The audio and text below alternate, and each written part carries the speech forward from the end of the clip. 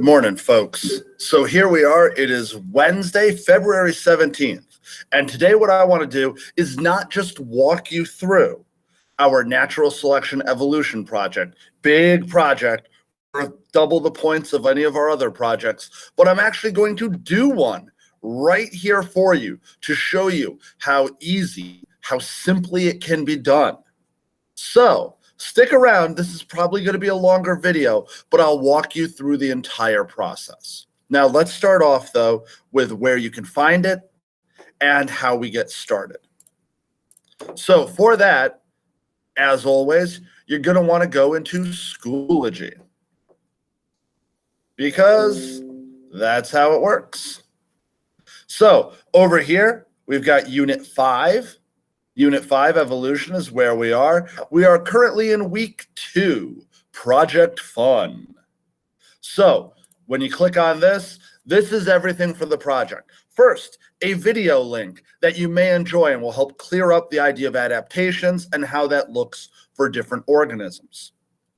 Second link is the directions for the poster project itself.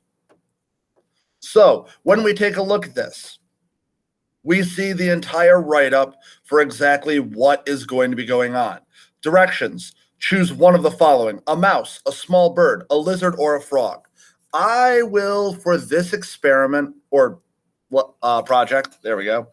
Why don't I go with something different for me? I'm going to go with a bird. All right. Now, you're going to get a bundle of events randomly, and I'll show you how to do that in a moment. Events 3 and 5 are always the same for all students. Record the events on your pre-planning sheet.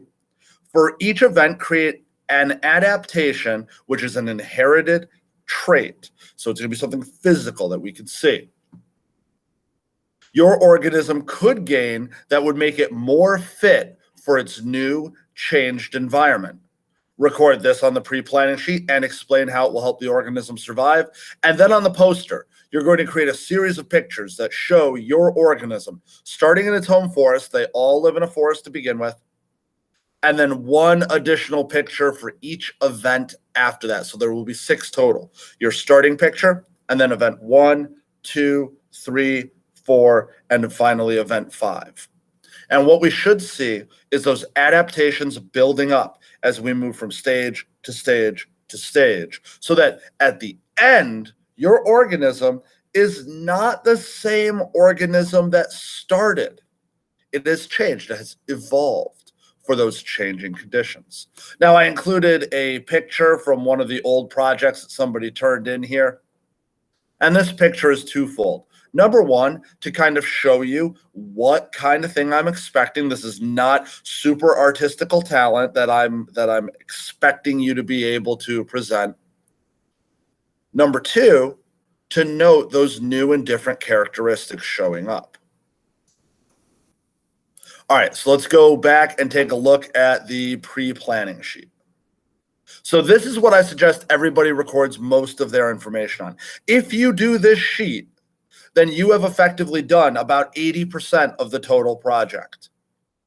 All right, so for each event, there's a space to record something about it, the new conditions that are going to challenge them, the new adaptations that they are going to develop in order to meet those challenges, your explanation for how they will help it to survive, and then this box is for you to sketch out a picture. Just an idea of what it would look like. It's not the poster, just so that you keep things, in mind. For number 3, you'll notice it's filled out. It's the dinosaur extinction. The new conditions are listed. For the Ice Age, once again, event 5, filled out. You just have to do the adaptations. Okay, so then where do we get these random events to fill out number 1, number 2, and number 4? Back to week 2. Number 2, events. You pick one from each stage. So if you click on this, what you're going to see is the entire first page is all your stage 1. See, they're all numbered 1. Page 2 is your second stage, all of those. Here is stage 3 or event 3. It's the dinosaur extinction, so it doesn't matter which one you pick. They're all the same. Page 4 is event 4. And page 5 is event 5. Once again, same for everybody, so it doesn't matter. So you're going to pick one randomly. I suggest you come up with a number from 1 to 10. And then you count down. So if you said 3, 1, 2, 3. Small minnow is a great food source, but it's very fast. You must catch it to survive. So that would be your event. Now, for each one of these, you're going to fill out the pre-planning sheet. Your creature's going to build up, and then you're going to put it onto the poster. So now we're going to transition. And now what I want to do is I want to show you guys the actual project and actually doing it. So camera's going to move around a little bit. All right, so here is the pre-planning sheet. Let me get the cord out of the way. All right, so you can see event 1, I picked a bird, so I recorded it up here. Event 1, I have these fancy little dice from my Dungeons and Dragons games. They have 10 sides, so I'll roll it. I got a 10, and so when I take a look at the events, that means that, all right, so I get, you discover a great new food source, but it has a thick, poisonous skin. How can you eat it? All right, so we got poisonous food. The new condition is poison skin. Now, new adaptations. What could my bird, because I'm starting with a bird, adapt? What change could it get that would allow it to get past this poisonous skin to eat the delicious, non-poisonous interior? Well, I'm going to think about other birds that I know, other ones that might live or eat like this. So the new adaptation is going to be that, let's go with a big hooked beak. Why? Because that is going to help it survive, because now it will use that to cut through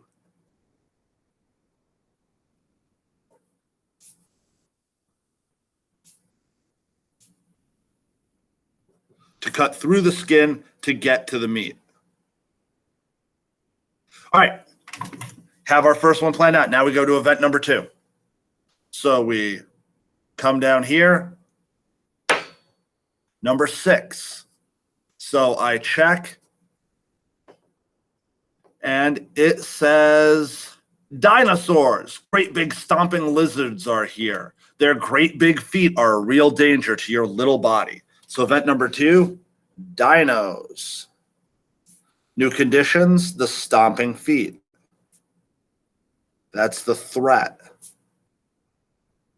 So new adaptation. All right, so I don't want to be on the ground anymore. I already have wings for flying a little bit, but now let's go a little crazy. And this is where I want you guys to have some fun with it. You don't have to follow what is realistic. So I'm going to choose something crazy like I'm going to go for hooked fingers on my wings.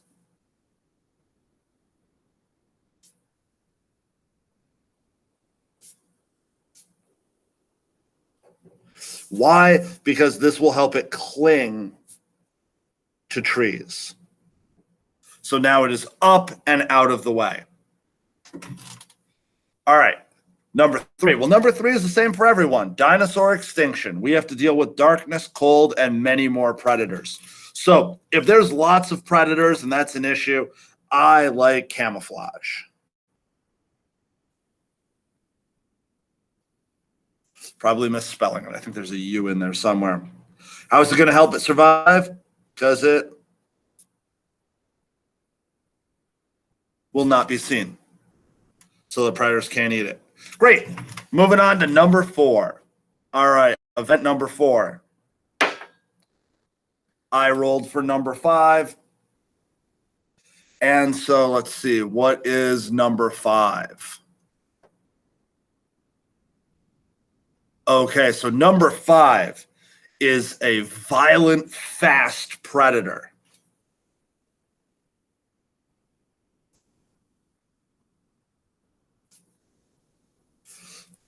All right, so now I am a camouflaged, clinging, hooked beak bird. Now I have a fast predator, so I'm gonna need fast. New condition is still gonna be fast predator. Pretty much the same thing.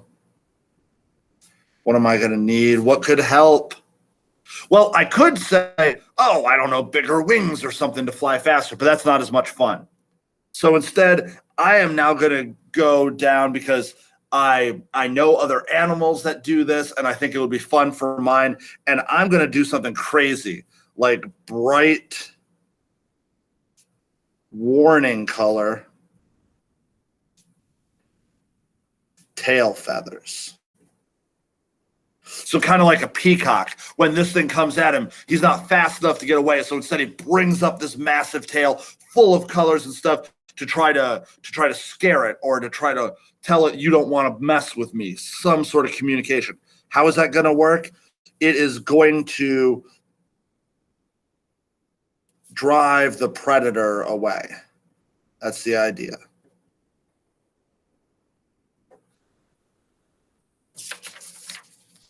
All right, and then we're down to the last stage already, the ice age, dealing with frozen ground ice, very little food. Now, this dead thing, you can choose to have your animal go extinct here. You still have to do the adaptations and the rest of this. It doesn't just give you a free stage that you do nothing. But if you want your animal to have died in the ice age, you're free to do so. All right, so ice, frozen ground, little food. What would be good here? Now, just for true craziness, I'm going to let this weird bird breathe fire.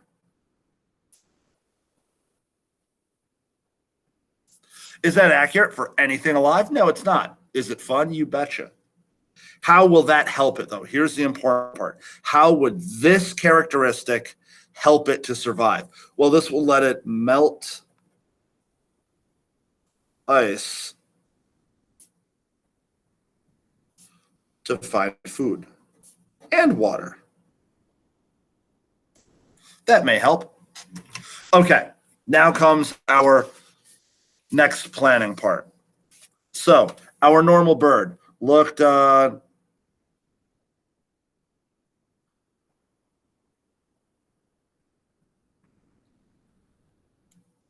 like this. Now our first change is going to give him this big hooked beak.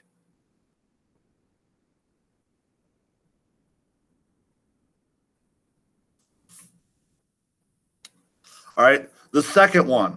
Now he's getting the fingers, the hooked fingers on his wing. So he's still going to have the hooked beak. But now on his wing, he's going to have these little claws.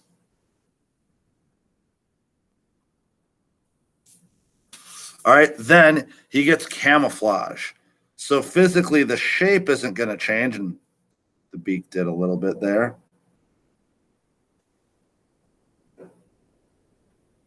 But now the difference is going to be, we'll just give him little patches of color on here so that I know what it's going to look like.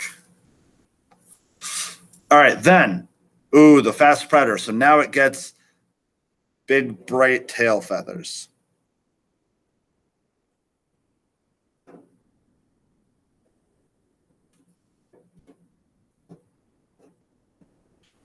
Kind of do a hand turkey there. And on these, I'm going to draw little dots and stuff, maybe some stripes.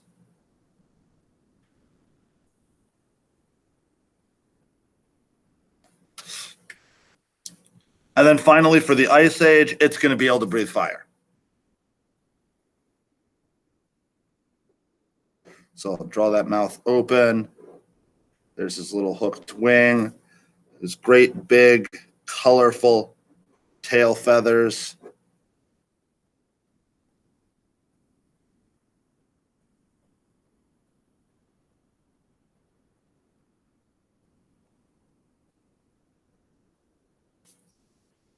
And now, of course, fire.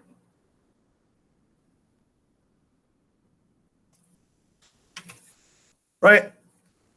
I've now completed the whole pre-planning page.